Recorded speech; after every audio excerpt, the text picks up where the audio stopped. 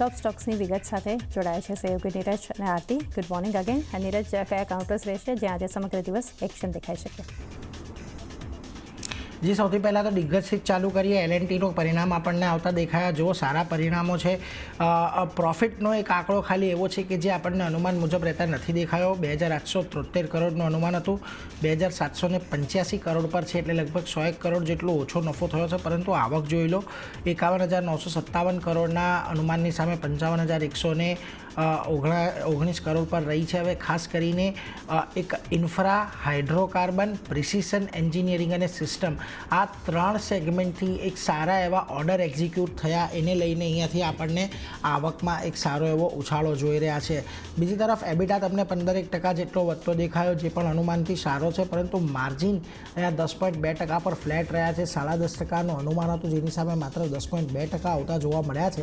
એટલે થોડો અનુમાનથી ઓછું છે, પરંતુ કોઈ ઘટાડો જોવા નથી મળ્યો. એક અહીંયાથી પોઝિટિવ છે. ખાસ કરીને Q1ની અંદર તમને ઓર્ડર ઇન્ફ્લો 8% જેટલો વધતો દેખાયો. 70,900 કરોડના ઓર્ડર ખાલી Q1ની અંદર આ કંપનીને મળ્યા છે. અને મિડલ ઇસ્ટથી એક ઘણો મોટો ઓર્ડર આપણને આવતો દેખાયો છે, એટલે એના પર એક ધ્યાન રાખજો.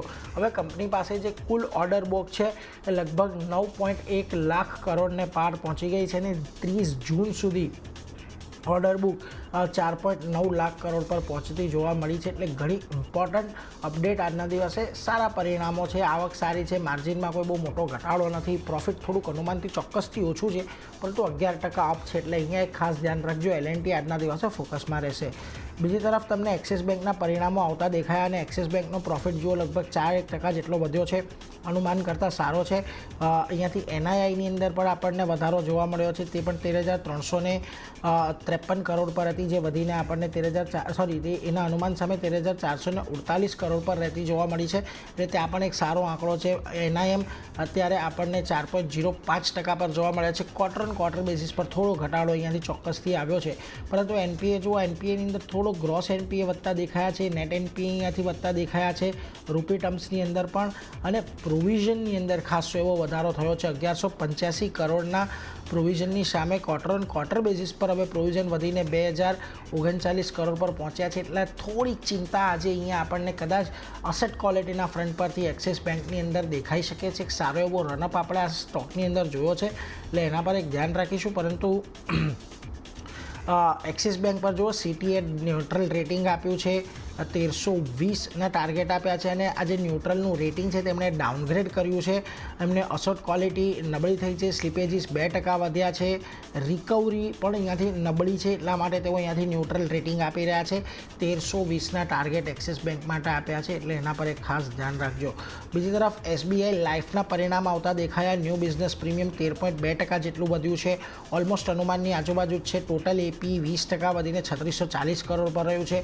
અનુમાનથી સારો આંકડો છે. અને VNB જે છે એ પણ 11.5% જેટલું વધતું દેખાયું છે, 970 કરોડ પર. એટલે દરેક મોરચે અહીંયાથી પરિણામ આપણને સારા દેખાઈ રહ્યા છે.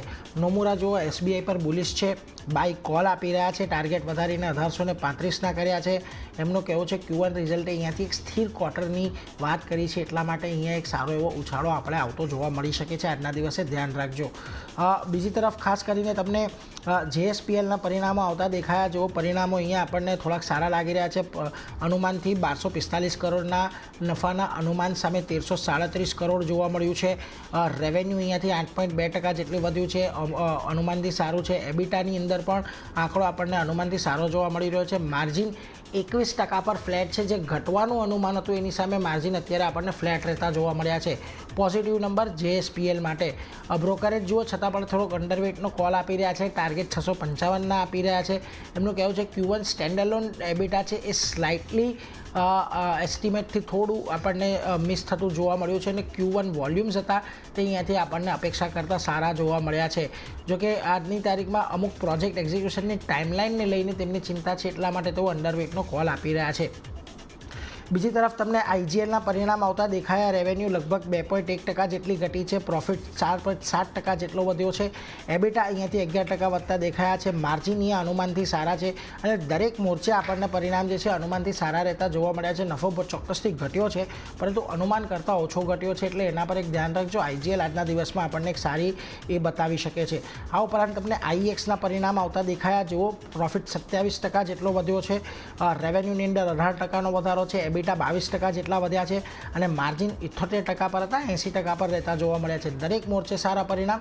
આઈએક્સની અંદર આપણે સારી એવી તેજી જોઈ છે, એટલે એના પર એક ખાસ ધ્યાન રાખતા રહેજો. બીજી તરફ ઓએફએસએસ ખૂબ સારી કંપની છે. Q3થી આપણે જોઈ રહ્યા છીએ આ કંપનીના પરિણામો આવે છે, ત્યારબાદ સ્ટોકમાં એક મોટો ઉછાળો આવે છે અને આજે પણ પરિણામો અહીંયા સારા રહેતા જોવા મળી રહ્યા છે. 23% જેટલો પ્રોફિટ વધ્યો છે. આવક અહીંયાથી 1462 કરોડથી વધીને 1741 કરોડ પર રહી છે. એબિટા 36.3% પર રહેતા જોવા મળ્યા છે. માર્જિન પણ અહીંયાથી વધતા દેખાયા છે. પ્રોડક્ટ બિઝનેસની આવક વધી છે. સર્વિસ બિઝનેસની આવકમાં એક સામાન્ય 1%નો વધારો છે. $35.1 મિલિયન નવી ડીલ કંપની અહીંયાથી કરી છે અને એટ્રિશન રેટ 10% પર આવી ગયો છે. એટલે જો ઓએફએસએસના પણ અહીંયા સારા પરિણામો આપણને જોવા મળ્યા છે. જોઈએ આજે અહીંયા આપણને કેવી એક્શન આવતી જોવા મળે છે. આ ઉપરાંત આજે તમને ઘણા બધા અન્ય કંપનીઓના રિઝલ્ટ આવ્યા છે.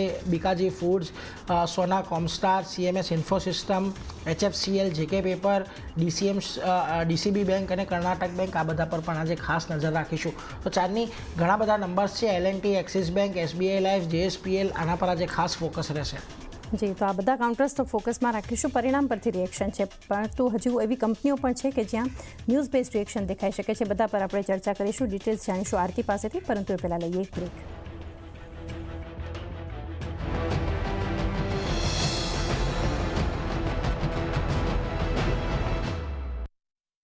फोन पे गर्व से पेश करता है शेयर मार्केट. 31 जुलाई तक डीमैट अकाउंट खोलें और 31 दिसंबर तक पाएं zero brokerage, F&O and intraday, equity delivery, wealth basket पर और अकाउंट खोलने का जीरो फी. शेयर मार्केट डाउनलोड करें और निवेश शुरू करें. प्रतिभूति बाजार में निवेश बाजार जोखिमों के अधीन है. योजना संबंधी सभी दस्तावेजों को सावधानी से पढ़ें.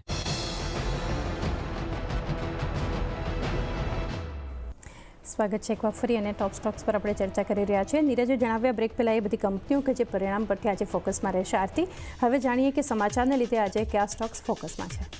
જે ચાંદની ઘણા બધા સ્ટોક સમાચારનું રિએક્શન પણ આપણને બતાવશે. શરૂઆત ડોક્ટર રેડ્ડીઝ સાથે કરીએ. અહીંયા જે રીતે જોઈન્ટ વેન્ચર કરવાના સમાચાર આવતા દેખાયા છે, તેને કારણે સ્ટોક રિએક્શન બતાવી શકશે. ડોક્ટર રેડ્ડીઝે નેસ્લે સાથે ખાસ કરીને જોઈન્ટ વેન્ચર કર્યું છે અને doctor Reddy's Nestle health science નામથી જોઈન્ટ વેન્ચર જે છે તે ત્યાંથી શરૂ કરવામાં આવ્યું છે. આ જોઈન્ટ વેન્ચરમાં કંપની જે છે એમાં ડોક્ટર રેડ્ડીઝે 49% ઇક્વિટી શેર કેપિટલ જે છે તે ટ્રાન્સફર કર્યા છે અને આ જોઈન્ટ વેન્ચરમાં ખાસ કરીને નેસ્લે સાથેનું જે જોઈન્ટ વેન્ચર છે તેમાં ડોક્ટર રેડ્ડીઝનો 51% હિસ્સો હશે અને નેસ્લેની વાત કરી લઈએ તો 49% હિસ્સો નેસ્લેનો આપણને રહેતો જોવા મળશે. તો એક ખાસ ફોકસ આજે નેસ્લેના કાઉન્ટર પર પણ રહેશે અને ડોક્ટર રેડ્ડીઝ પણ એક પોઝિટિવ રિએક્શન બતાવી શકે છે. ફોકસ રાખવાનું રહેશે અહીંયા. બીજો કાઉન્ટર જે ફોકસમાં રહેશે તે ONGCનું કાઉન્ટર છે. અહીંયા પણ પોઝિટિવ સમાચાર આવતા દેખાયા છે. જાન્યુઆરી 2024માં જે બ્લોક છે KGDWN 98 ક્લસ્ટર 2 એસેટમાં ઓઇલનું ઉત્પાદન જે છે તે અહીંયાથી શરૂ કરવામાં આવ્યું છે અને આગામી મહિનામાં બીજો કૂવો જે છે તે પણ ખોલવાની યોજના કંપની રાખી રહી છે. બીજી બાજુ જે ઓનશોર ટર્મિનલ છે તેમાં ખાસ કરીને ગેસ ફ્લો વધારવાની યોજના પણ કંપની તરફથી રાખવામાં આવી છે. તો ખાસ કરીને એક પોઝિટિવ રિએક્શન આજે ONGCનું કાઉન્ટર આપણને બતાવી શકે છે. ગઈકાલે પણ એક સારી ખરીદારી હતી, આજે પણ ખાસ ફોકસમાં રાખવાનું રહેશે આ કાઉન્ટર. બીજું કાઉન્ટર RBL બેંકનું રહેશે. અહીંયા બ્લોક ડી જે છે તે આપણને આજે થતી જોવા મળી શકે છે. મેપલ 2BV જે છે તે પોતાનો સંપૂર્ણ હિસ્સો અહીંયા વેચી શકે છે, સૂત્રો તરફથી માહિતી મળતી દેખાઈ રહી છે અને બ્લોકડીલ દ્વારા સંપૂર્ણ 7.9% હિસ્સો જે છે તે અહીંયાથી મેપલ 2BV જે છે તે અહીંયાથી વેચતા જોવા મળશે. 5% ડિસ્કાઉન્ટ સાથે ફ્લોર પ્રાઇઝની વાત કરી લઈએ તો ₹226 પ્રતિ શેર નક્કી કરવામાં આવી છે બ્લોકડીલ માટે. તો ખાસ કરીને RBL બેંક આજે બ્લોકડીલના સમાચારના કારણે ફોકસમાં રાખવાનું રહેશે, નજર રાખવાની રહેશે. અહીંયા ITC ગઈકાલે પણ એક સારી અપસાઇડ આપણને બનતી દેખાઈ હતી. આજે જે રીતે ન્યૂઝ બનતા દેખાયા છે, સબસિડરીનું ગઠન કરવામાં આવ્યું છે. ખાસ કરીને ITC ઇન્ફોટેક ઇન્ડિયાએ ITC ઇન્ફોટેક ઇટાલિયા SRI નામથી સબસિડરીનું ગઠન કર્યું છે. તેને કારણે ITC આજે એક ખાસ ફોકસમાં રાખવાનું રહેશે. નેક્સ્ટ કાઉન્ટર સન ફાર્માની વાત કરી લઈએ તો અહીંયા થોડા ઘણા નેગેટિવ સમાચાર, કારણ કે કંપનીને ખાસ કરીને US FDA પાસેથી દાદરા યુનિટ જે છે તેની માટે વોર્નિંગ લેટર કંપનીને મળ્યો છે અને આ અંગે કંપનીનું કહેવું છે કે US FDA સાથે મળીને જે કામ છે તે કંપની અહીંયાથી કરતી જોવા મળશે. તો એક ખાસ ફોકસ સન ફાર્મા પર પણ રાખવાનું રહેશે. RVNL નેક્સ્ટ કાઉન્ટર ફોકસમાં રહેશે, કારણ કે કંપનીને લેટર ઓફ એક્સેપ્ટન્સ અહીંયાથી મળ્યો છે. પોઝિટિવ રિએક્શન સ્ટોક બતાવી શકે છે.